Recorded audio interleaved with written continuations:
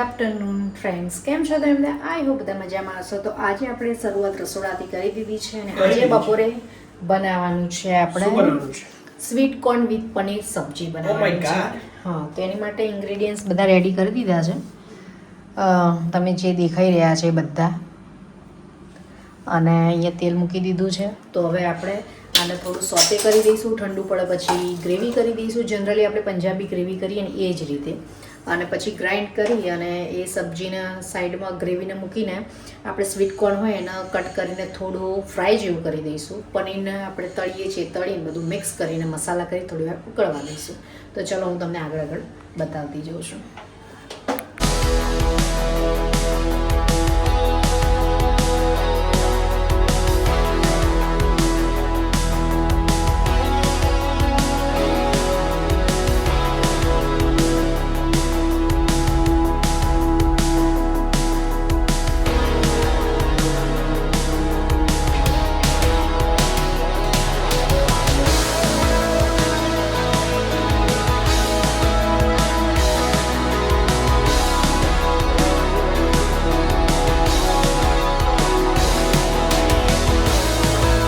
જોઈ લો, અહીંયા મસાલા બધા થઈ ગયા છે, સોતે થઈ ગયું છે. આમાં થોડું પાણી એડ કરી થોડી વાર સામાન્ય ચડવા દઈશું ઢાંકીને, અને પછી ઠંડુ થવા દઈશું. સોતે કરી દીધું છે વેજીટેબલ્સ, અને એ પનીરનું એકચ્યુઅલી પનીરના પીસ કરીને ફ્રાય કરવા હતા, પણ પછી એવું વિચાર્યું ચલો છીણીને નાખી દે, થીક થઈ જાય ગ્રેવી થોડી. પેલી બાજુ એકચ્યુઅલી થીક જ થઈ જાય ગ્રેવી, તો થીક જ એવું છે. ઓકે, બીજું કંઈ? બસ બીજું કંઈ.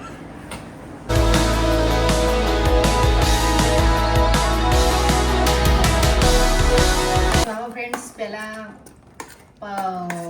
સ્વીટ કોર્ન વઘારીને જે ગ્રેવી ગ્રાઇન્ડ કરી હતી એમાં થોડી વાર ચડવા દઈશું, અને ચડવ્યા પછી આ પનીર છે, પનીરને એડ કરી દઈશું, થોડી વાર ચડવા દઈશું, અને પછી લાસ્ટમાં આપણે કોથમીર એડ કરવી હોય તો કરી શકીએ છીએ. અને આ એક્સ્ટ્રા પંજાબી મસાલો છે, ટેસ્ટ અનુસાર પછી પાછળ તમે એડ કરી શકો છો. ઓલરેડી મેં એડ કરી દીધો છે, પણ જો કરવો હોય તો બસ આ રીતે બનાવ્યું છે. ફૂલ રેસીપી આ રીતની છે. આગળ ફાઇનલ લુક બતાવી દઉં છું. તો જો ફ્રેન્ડ્સ, આ પનીર એડ કરી દીધું છે, હવે થોડી વાર ચડવા દઈશું, અને પછી ડન.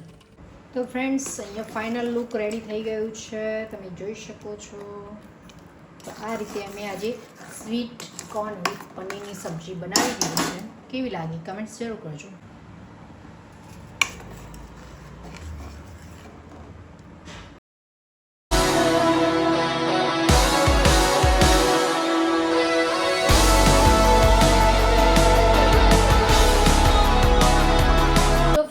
જોઈ લો તમે, અમારી સબ્જી કમ્પ્લીટ રેડી થઈ ગઈ છે. તો કેવી લાગી કમેન્ટ્સ જરૂર કરજો. અને આપણે વિડીયો આજે એકદમ નાનો બનાવ્યો છે, ફક્ત રેસીપીનો બનાવ્યો છે. તો આજે આપણે જે રેસીપી બનાવી એનું નામ શું છે? Sweet corn with paneer recipe. તો આપણે થોડી અલગ રીતે બનાવી છે. બધા જનરલી સ્વીટ એકલી બનાવતા, સ્વીટ કોર્ન બનાવતા, પણ આપણે પનીર પણ એડ કર્યું છે, તો શું થોડો પંજાબીનું પણ ટેસ્ટ આવે.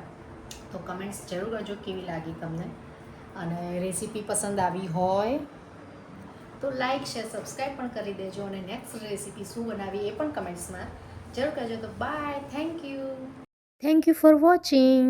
Like share subscribe, by.